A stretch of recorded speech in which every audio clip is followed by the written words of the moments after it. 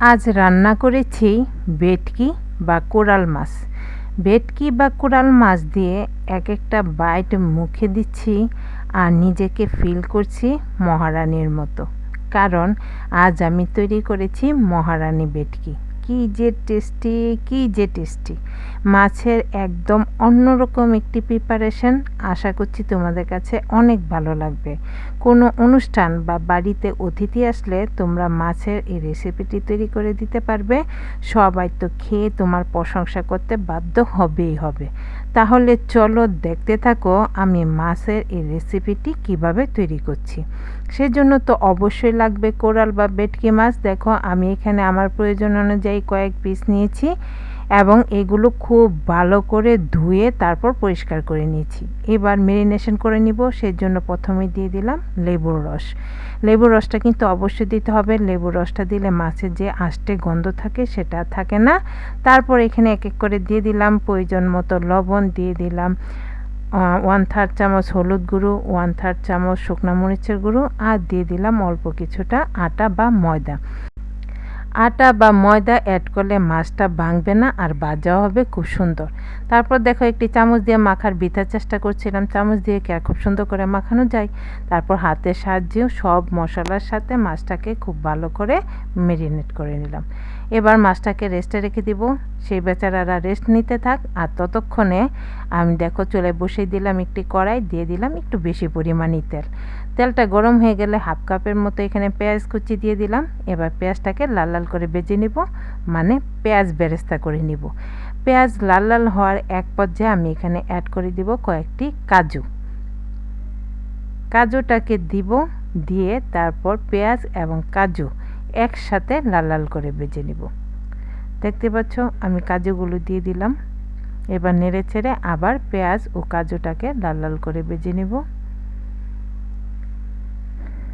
পেঁয়াজ আর কাজু লাল লাল করে ভাজা হয়ে গেলে এবার একটি প্লেটে তুলে রাখবো আর দিয়ে দিব একটু ঠান্ডা হলে তারপর ব্লেন্ডিং জারে। একসাথে কাজু আর পেঁয়াজ বেরেস্তা দিয়ে দিলাম এখানে একটু বাটার মিল্ক। তোমাদের কাছে যদি টক দই থাকে সেক্ষেত্রে টক দই দিতে পারো।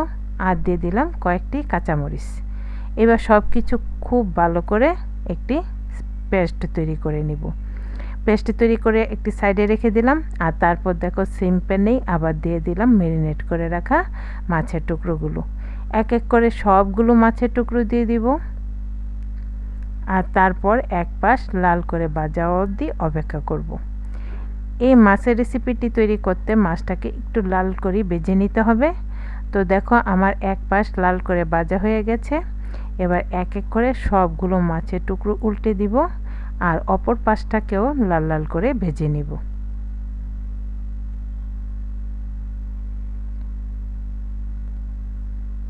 সবগুলো মাছের টুকরো পাল্টে দিলাম আর মাছের টুকরোগুলো এবার লাল লাল করে ভেজেও নিলাম। এবার এক এক করে সবগুলো মাছের টুকরো আমি প্লেটে তুলে রাখবো। দেখতে পাচ্ছ লাল করে ভাজা হয়ে গেছে মাছের টুকরোগুলো। আর সবগুলো টুকরো একটি প্লেটে তুলে রাখবো আর তারপর সেম প্যানে আমি বাকি রান্নাটা শেষ করব। সেই জন্য ফোড়ন হিসেবে দিয়ে দিলাম প্রথমে তেজপাতা আর কয়েকটি গোটা গরম মশলা। গোটা গরম মশলা হিসেবে দিয়ে দিলাম এলাচ এবং দারুচিনি। এবার দিয়ে দিব পেঁয়াজ কুচি। এ পর্যায়ে পেঁয়াজ কুচি একটু কম দিলে হবে যেহেতু আমরা আগে পেঁয়াজ বেরেস্তা করে রেখেছিলাম। তো দেখো পেঁয়াজটাকে হালকা ব্রাউন করে ভেজে নিব। পেঁয়াজটা হালকা ব্রাউন করে ভাজা হয়ে গেলে তারপর এখানে অ্যাড করে দিব 1 চামচ আদা রসুন পেস্ট। আদা রসুন পেস্টটা দিয়ে এবার পেঁয়াজ আদা রসুন একসাথে খুব ভালো করে ভেজে নিতে হবে যতক্ষণ না আদা রসুন থেকে কাঁচা গন্ধটা চলে যায়।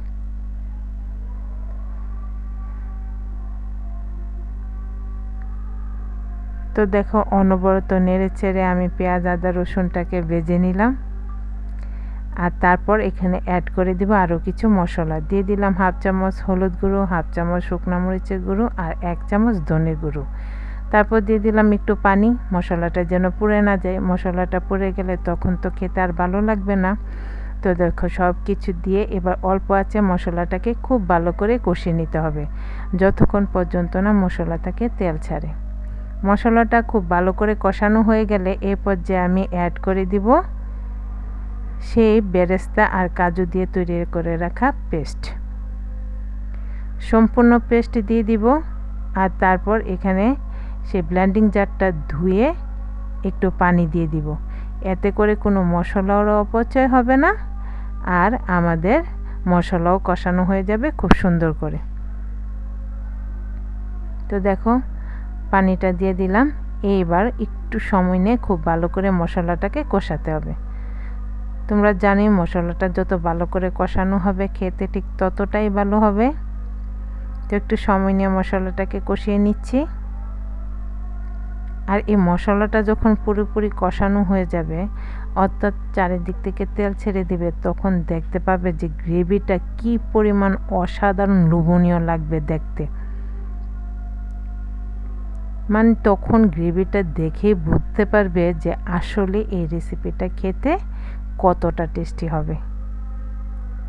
দেখতে পাচ্ছ আমি অনবরত নেড়েচেড়ে মশলাটা কষিয়ে নিচ্ছি। যেহেতু এখানে কাজু বাদাম অ্যাড করেছি সেই ক্ষেত্রে কিন্তু একটু নেড়েচেড়ে তারপর মশলাটাকে কষিয়ে নিতে হবে, নতুবা মশলাটা নিচের দিকে ধরে যাবে তখন আর খেতে ভালো লাগবে না। তো দেখো আমার মশলা কষানো হয়ে গেছে আর গ্রেভির লুকটা দেখতেই পাচ্ছ কতটা অসাধারণ। তো এবার এখানে অ্যাড করে দিব ঝোলের জন্য পরিমাণ মতো পানি। এই গ্রেভিটা একটু মাখু মাখুই হবে, সেজন্য গ্রেভির পরিমাণ বুঝে তোমরা পানি অ্যাড করে দিবে। পানিটা দিয়ে দিলাম। এবার খুব ভালো করে পানিটাকে ফুটিয়ে নিতে হবে। পানিটা যখন খুব ভালো করে ফুটে উঠবে সেই পর্যায়ে এখানে আমি অ্যাড করে দিব প্রয়োজন মতো লবণ। লবণটা এরকম লাস্টের দিকে অ্যাড করলে সেক্ষেত্রে কিন্তু লবণের পরিমাণ আর বেশি বা কম হয় না। আর যে কোনো রান্না ক্ষেত্রে লবণের পরিমাণটা পারফেক্ট হওয়া খুবই জরুরি।